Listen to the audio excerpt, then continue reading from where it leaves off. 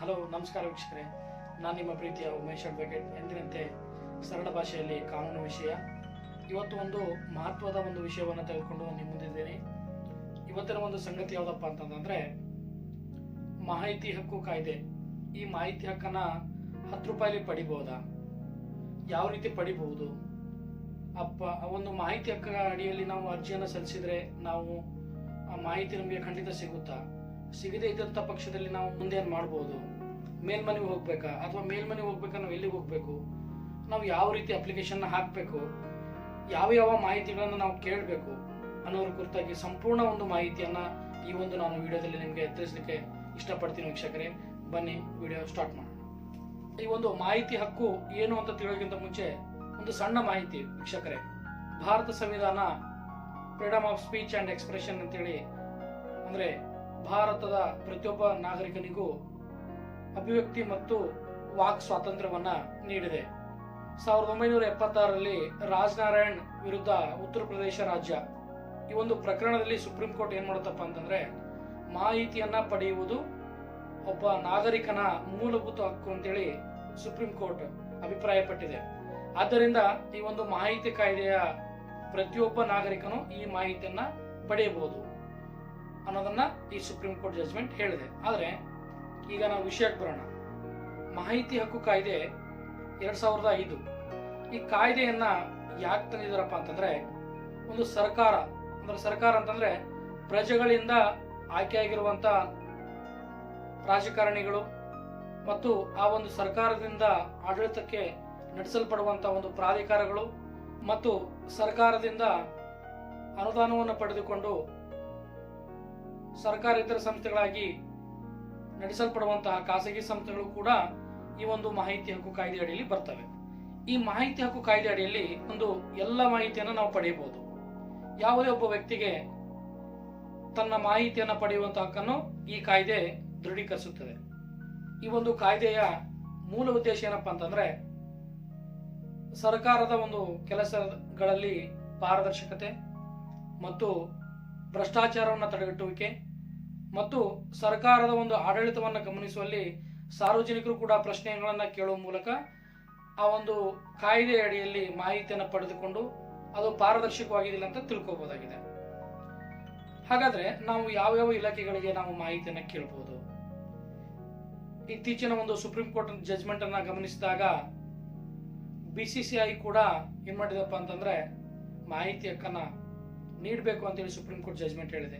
ಆದ್ದರಿಂದಾಗಿ ಈ ಒಂದು ಸರ್ಕಾರಿ ಆಸ್ಪತ್ರೆಗಳು, ಶಿಕ್ಷಣ ಸಂಸ್ಥೆಗಳು, ಪಂಚಾಯಿತಿ, ಗ್ರಾಮ ಮಟ್ಟದ ಪಂಚಾಯಿತಿಗಳು, ತಾಲೂಕು ಪಂಚಾಯಿತಿಗಳು, ಈ ಪೊಲೀಸ್ ಸ್ಟೇಷನ್ಗಳು, ಕೋರ್ಟ್ಗಳು ಅಥವಾ ಇತರೆ ಪ್ರಾಧಿಕಾರಗಳು ಎಲ್ಲವೂ ಕೂಡ ಒಂದು ಸರ್ಕಾರದ ಒಂದು ಆಡಳಿತದಲ್ಲಿ ನಡೆಸಲ್ಪಡುವಂತಹ ಸರ್ಕಾರಿ ಸಂಸ್ಥೆಗಳಿಗೆ ಮತ್ತು ಅನುದಾನವನ್ನು ಪಡೆದುಕೊಂಡಂತಹ ಖಾಸಗಿ ಸಂಸ್ಥೆಗಳಿಗೆ ನಾವು ಮಾಹಿತಿಯನ್ನ ಈ ಒಂದು ಮಾಹಿತಿ ಹಕ್ಕು ಕಾಯ್ದೆ 2005ರ ಅಡಿಯಲ್ಲಿ, ಅಂದ್ರೆ ರೈಟ್ ಟು ಇನ್ಫಾರ್ಮೇಶನ್ ಆಕ್ಟ್ 2005ರ ಅಡಿಯಲ್ಲಿ ನಾವು ಮಾಹಿತಿಯನ್ನ ಪಡೆಯಬಹುದು ವೀಕ್ಷಕರೇ.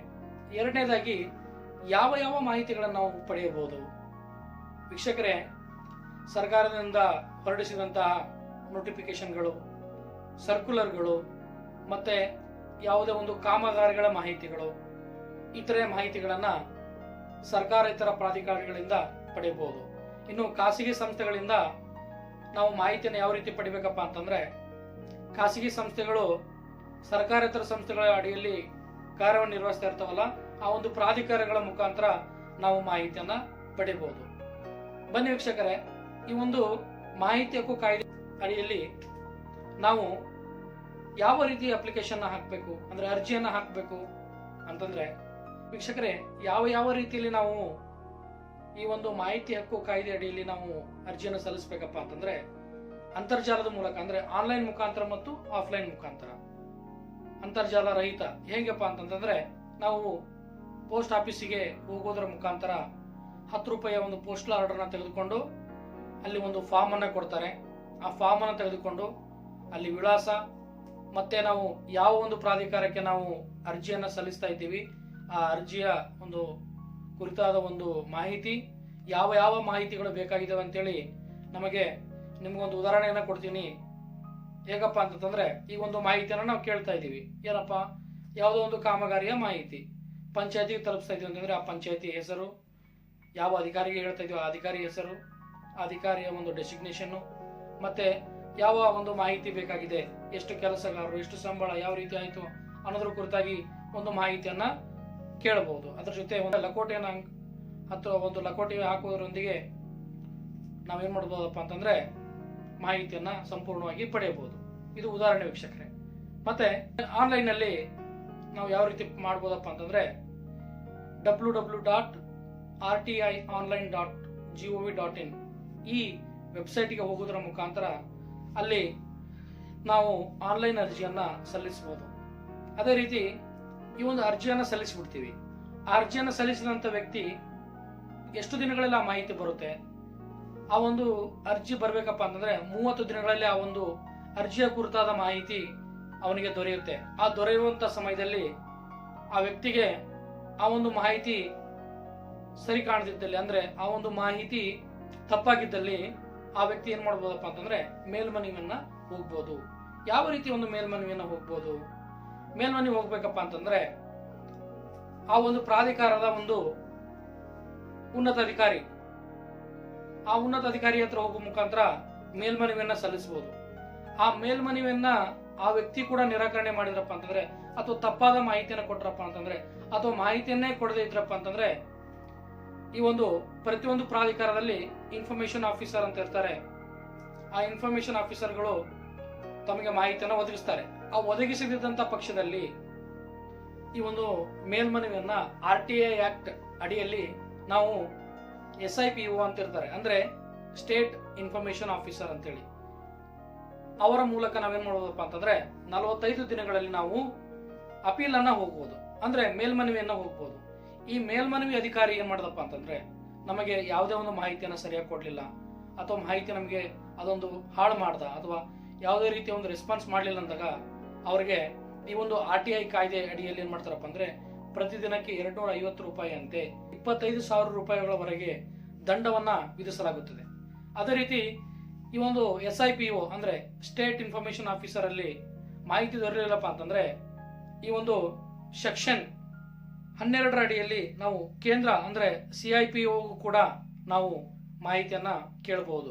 ಅಂದ್ರೆ ಸೆಂಟ್ರಲ್ ಇನ್ಫಾರ್ಮೇಶನ್ ಆಫೀಸರ್ಗೆ ನಾವು ಮೇಲ್ಮನವಿಯನ್ನ ಮಾಡಬಹುದು. ಈ ಮಾಹಿತಿ ಹಕ್ಕು ಕಾಯ್ದೆಗೆ ಸಂಬಂಧಿಸಿದಂತೆ ಕೆಲವು ಪ್ರಮುಖ ಮಾಹಿತಿಗಳು.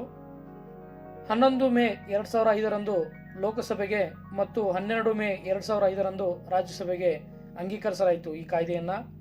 ನಂತರ 15 ಜೂನ್ 2005ರಂದು ಒಪ್ಪಿಗೆ ಸೂಚಿಸಲಾಯಿತು. ನಂತರ 12 ಅಕ್ಟೋಬರ್ 2005ರಂದು ಈ ಕಾಯ್ದೆ ಜಾರಿಗೆ ಬಂದಿತು. ಅಪೀಲನ್ನ ಕೂಡ ಆನ್ಲೈನ್ನಲ್ಲಿ ಸಲ್ಲಿಸಬಹುದು. ಹಿಂದಿ ಮತ್ತು ಇಂಗ್ಲಿಷ್ ಭಾಷೆಯಲ್ಲಿ ಕೇಳಬಹುದು ಮತ್ತು ರಾಜ್ಯದ ಭಾಷೆಯಲ್ಲಿ ಕೇಳಬಹುದು. ಕೇವಲ ಕರ್ನಾಟಕದವರು ಕರ್ನಾಟಕದಲ್ಲೇ ಕೇಳಬೇಕಂತೇನಿಲ್ಲ, ದೇಶದ ಎಲ್ಲ ಭಾಗದ ಒಂದು ಮಾಹಿತಿಯನ್ನ ಕೇಳಬಹುದು. ವೈಯಕ್ತಿಕವಾದ ಮಾಹಿತಿಯನ್ನ ಕೇಳುವಂತಿಲ್ಲ. ವಿಳಾಸವನ್ನ ನಿಮ್ಮದೇ ಹಾಕಬೇಕಂತೇನಿಲ್ಲ, ಯಾವ ಒಂದು ವಿಳಾಸವನ್ನು ಕೂಡ ಹಾಕಬಹುದು. ಖಾಸಗಿ ಸಂಸ್ಥೆಗಳ ಅಂದರೆ ಅನುದಾನಿತ ಸಂಸ್ಥೆಗಳ ಮಾಹಿತಿಯನ್ನ ಸರ್ಕಾರದ ಪ್ರಾಧಿಕಾರಗಳ ಮೂಲಕ ಮಾಹಿತಿಯನ್ನ ಪಡೆಯಬಹುದು. ಇನ್ನು ಕೆಲವೊಂದು ಮಾಹಿತಿಗಳನ್ನ ವಿನಾಯಿತಿ ನೀಡಲಾಗಿದೆ.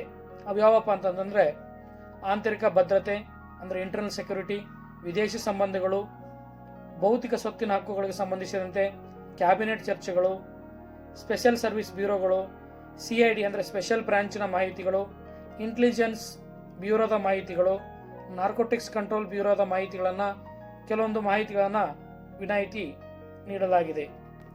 ಹಾಗೂ ಈ ಎಲ್ಲ ಮಾಹಿತಿಗಳನ್ನ ಪಡೆಯುವುದರೊಂದಿಗೆ ಹಾಗೂ ಈ ಒಂದು ಕೆಲವೊಂದಿಷ್ಟು ಅಂಶಗಳನ್ನ ನಾನು ತಿಳಿಸುವ ಮುಖಾಂತರ ಈ ಒಂದು ಮಾಹಿತಿ ಇಷ್ಟವಾಗಿದೆ ಎಂದು ಭಾವಿಸ್ತಾ ನಾನು ಒಂದು ಕಾನೂನು ಸಂಬಂಧಿತ ವಿಷಯಗಳ ಕುರಿತಾಗಿ ಈ ಒಂದು ಯೂಟ್ಯೂಬ್ ಚಾನಲ್ನ ಆರಂಭಿಸಿದ್ದೀನಿ. ಅದಕ್ಕಾಗಿ ನನ್ನ ಒಂದು ಚಾನಲ್ ಅನ್ನ ಸಬ್ಸ್ಕ್ರೈಬ್ ಮಾಡುವ ಮೂಲಕ ಬೆಂಬಲಿಸಿ ಅಂತ ಹೇಳ್ತಾ ಮುಂದಿನ ಒಂದು ಕಾನೂನು ವಿಷಯಗಳಲ್ಲಿ ತಮ್ಮನ್ನ ಭೇಟಿಯಾಗ್ತೀನಿ ವೀಕ್ಷಕರೇ. ನಮಸ್ಕಾರ, ಧನ್ಯವಾದ.